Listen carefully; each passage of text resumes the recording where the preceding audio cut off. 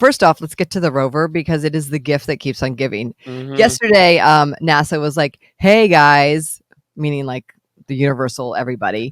There's a code in the parachute. Can you guys figure it out? And of course, there is a certain set that loves a good code. Mm-hmm. And it's really cool. Inside the parachute, I don't know how you got there, but it says "Dare Mighty Things." Somehow, these decoders figured out the letter coordinates, and that's what the sort of the theme is of the rover. I love that, "Dare Mighty Things," as well as the GPS coordinates for JPL in Pasadena, California, which is the organization that sort of the rover was their primary project. That is the nerdiest, coolest ish I have heard in quite some time. Totally. Can you imagine how don't ask me how they try to figure it out. I don't know, but that's what it says. Something to think about here too. Like Taylor Swift has been Easter egging people for a very long time, right?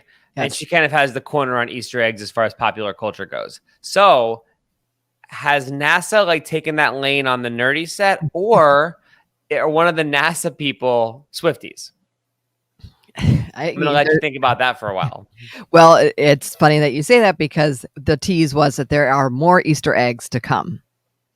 And awesome. we're also reminded that there's a silicon chip up there with 11 million people who participated in Send Your Name to Mars campaign, which I think at one point we did, Tommy. I do, like when we were on the radio, I think we filled it out. As well as 155 essays submitted by students who were interested in entering their contest name to the rover. Mm-hmm. And also there is a metal plate in the rover that is a tribute to all the healthcare workers. So awesome. Look, they're planning a trip to Mars and they think of all these things and Easter eggs. So it's going to be kind of fun to watch it. It's the gift that keeps on giving. I do wonder, like inside of NASA, how this all came about, right? Like you probably have very serious science people who are like, we got to make sure the math is right so we don't like overshoot Mars.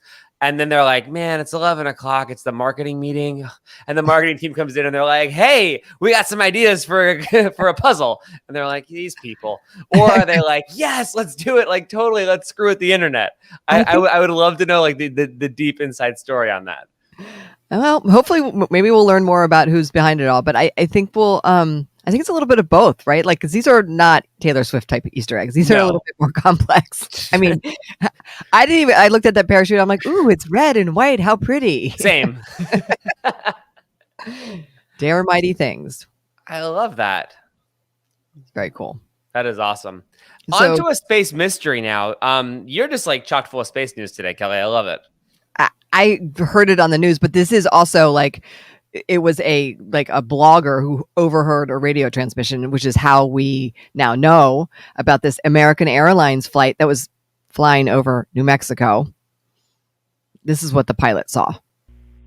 Have any targets up here? We just had something go right over the top of us that, I hate to say this, looked like a long cylindrical object. It almost looked like a cruise missile type of thing moving really fast that went right over the top of us. It was not a cruise missile. So, shrug emoji. Oh my goodness. I could listen to pilot radio for it's so calm because these men and women are like, object just flew over top of us and I don't know I hate to say it, but it looked like a missile. Anyway, we're cruising at 45,000 feet and like they're so calm. If I was flying a plane and a large cylinder shot over top of me, I would be a little bit more animated than that. Right. That's what they're trained to do. Mm-hmm. But this blog, I mean, you can check it out. It's called Deep Black Horizon. They're the ones that broke it. And you're right. The plane was going it was 37,000 miles up high. So like, it wasn't like a drone or one of those there's been those incidents of the men on the little the jetpacks. It wasn't that because that was too high up. I mean, what the heck and it was New Mexico. Right. Have you seen the documentary that I keep talking to you about, Kelly? No, I haven't seen it. Actually, I would love to know. I would love homework if you and your husband would watch it because I want to get his take on it because he's like into aerospace and all those things. Sure. I'm pulling up the name of it right now. I keep forgetting what it is. I just know it as the documentary where Harry Reid says there's Martians. But I guess it's phenomenon. Phenomenon is what it's called. Yeah, there's so many things to worry about. I'm not sure if I'm ready to put that on my list yet, but for consideration. Also, I wonder if somewhere there's a bunch of like aliens on a planet who are like, our cylinder rover sent back some screenshots and look at this. We don't know what it is. They seem to be so unevolved over there. I don't know what's going on. Right.